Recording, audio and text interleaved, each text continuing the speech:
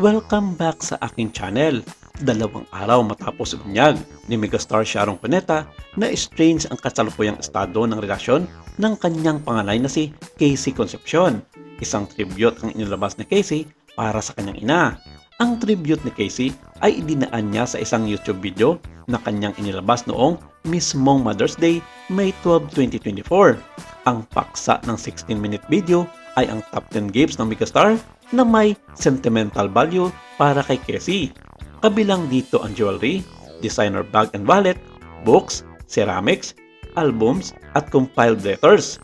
Habang iniisa-isa ni Casey ang items, may mga payag siya kung gaano ka-espesyal para sa kanya ang inang si Sharon Cuneta. Tila may reaction din si Casey kaugnay ng recent revelation ni Sharon na may lamat ang kanilang relasyon bilang mag-ina.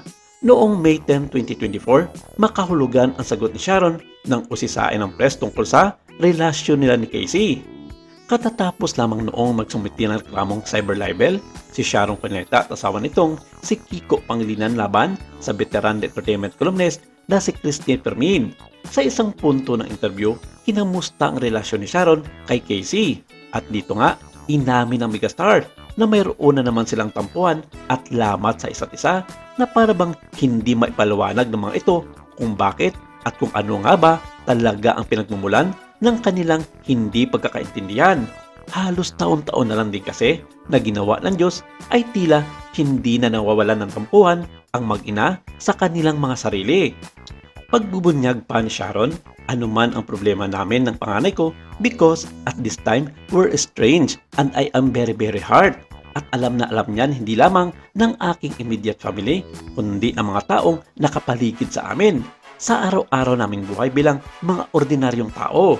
Pero there are things na tama yun. There are things na amin na lang sana. Pero hindi eh. We accept that we are celebrities and to think na malalaman din ito ng mga tao, ng mga nagmamahal sa amin at syempre ng aming mga fans.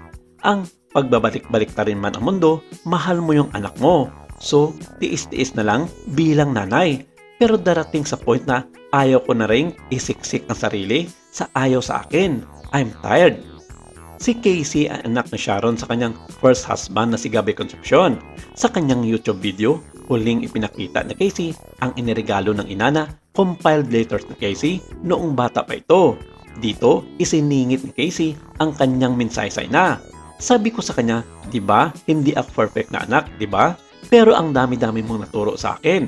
Maayos mo akong pinalaki at lahat ng mga tinuro mo sa akin, i-apply ko sa buhay ko at ituturo pa rin sa mga magiging apo mo. I got this, di ba? Kung ano man yan, di ba? Lagi akong babawi sa'yo at hindi ako papayag na hindi ka magiging proud sa akin. Life is short, di ba? Let's just love each other and forgive each other and be happy. And I love you, ma'am. Tugma naman ito sa caption ni Casey sa kanyang latest YouTube video at ipinost niya sa Instagram na Mother's Day message para sa ina. Parte ng caption ni Casey sa YouTube video, "To Mama, I admire all you did to raise me as a single mom. Trust in the way you raised me. I've got this and I love you no matter what we go through." Bahagi naman ng kanyang Instagram post, "Trust in the way you raised me. I will always strive to make you proud and feel that having me was worth it. I love you. I wish I could give you the world so you wouldn't have to worry about anything for another second."